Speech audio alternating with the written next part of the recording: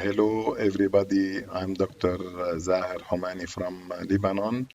First of all, I would like to thank the organizing committee and all my Egyptian friends for giving me the chance to show you this video case about the EUS guided radiofrequency ablation using a novel device.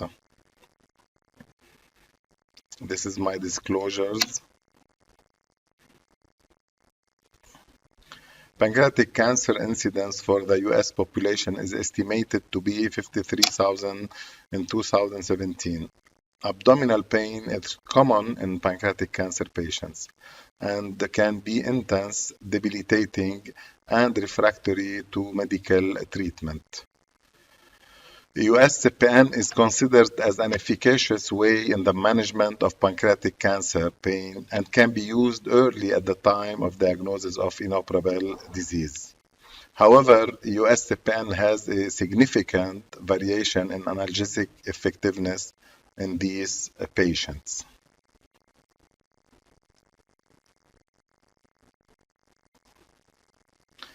Recently, US-guided Celiac Plexus RFA has been administered using dedicated probes as a new technique for pain management. Despite limited data on their efficacy, preliminary evidence reveals acceptable tolerability and a good safety profile with likely more focused targeting of the celiac plexus.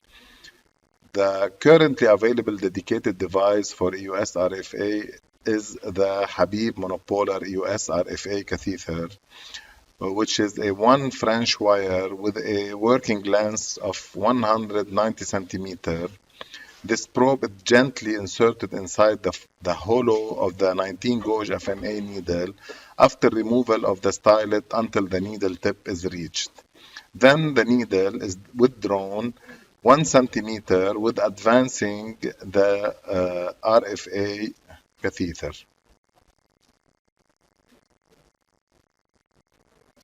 In this video, we'll be presenting the CPN procedure in 2 patients with inoperable pancreatic cancer by US-guided celiac plexus RFA, done for the first time using the novel RFA US needle from Taiyong company. The first case was a 45-year-old female newly diagnosed with pancreatic neuroendocrine tumor with visual analog scale score of 8 on IV morphine 10 mg standing dose twice daily. The second one was an elderly male with metastatic pancreatic head adenocarcinoma with VAS score of 8 on 40 mg oral opioid analgesic every 4 hours. According to National Comprehensive Cancer Network Clinical Practice Guidelines in Oncology version 3, 2019, CPN of pancreatic tumor is indicated in severe tumor-associated abdominal pain that's unresponsive to optimal around-the-clock analgesic administration, in patients with undesirable analgesic associated side effects. The contraindications, there is relative contraindications to EUS-CPN include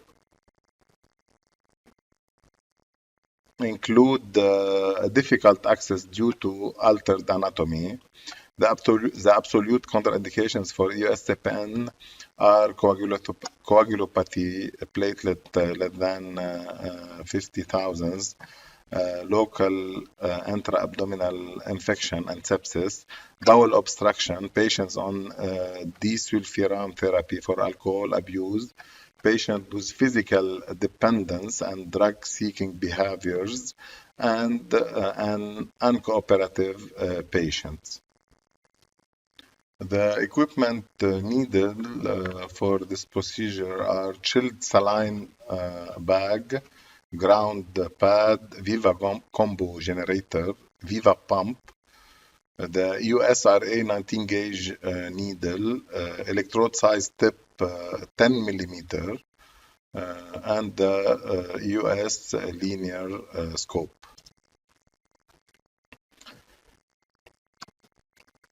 In this video, we can show you the preparation of the USRA needle for the RFA procedure. And as you can see, this needle is the same as the 19 gauge EUS-FNA needle. And here you can see the needle getting out with its active part. Concerning the generator, here you can see that this is a specialized or dedicated generator for this needle. You can see the impedance, the time, and the settings are 30 watt with a continuous mode. And here is the adapter cable, which is connected to the USRA needle. And also we have the cooling system, which consists of the Viva pump and those two catheters. Also, this system is connected to the needle. Here we can see the USR needle getting out from the scope in the same way as the EUS-FNA 19 gauge needle.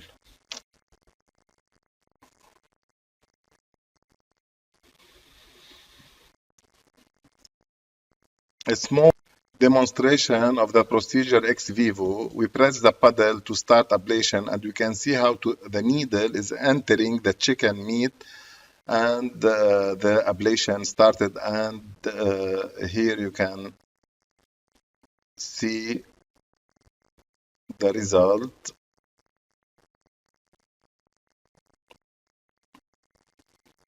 And the final result you can see here.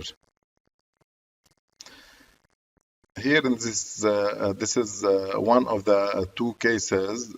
You can see the sonographic view of the celiac plexus space, and you can see the longitudinal view of the aorta by the US advanced toward the proximal part of the stomach until the takeoff of the celiac artery is identified, and then the EUS scope is slowly rotated clockwise and anti-clockwise to identify the avascular window in the peri-aortic space where the celiac plexus is. Here is the technique. As we can see, the tip of the 19 gauge endoscopic ultrasound guided radiofrequency ablation USRA needle was introduced into the celiac plexus here, into the celiac plexus space. We use Doppler to confirm that the needle tip was not intravascular. The ablation here start with a 13 watt in continuous mode, and once the ablation began, within 12 seconds the echogenic bubbles around the celiac plexus were visible on the US monitor, and the impedance reached more than 400, and here we can stop the ablation. This is a summary of the technique interpretation. This is the sonographic view of the US RA active part here. And here we can see the air bubble that are produced during the procedure.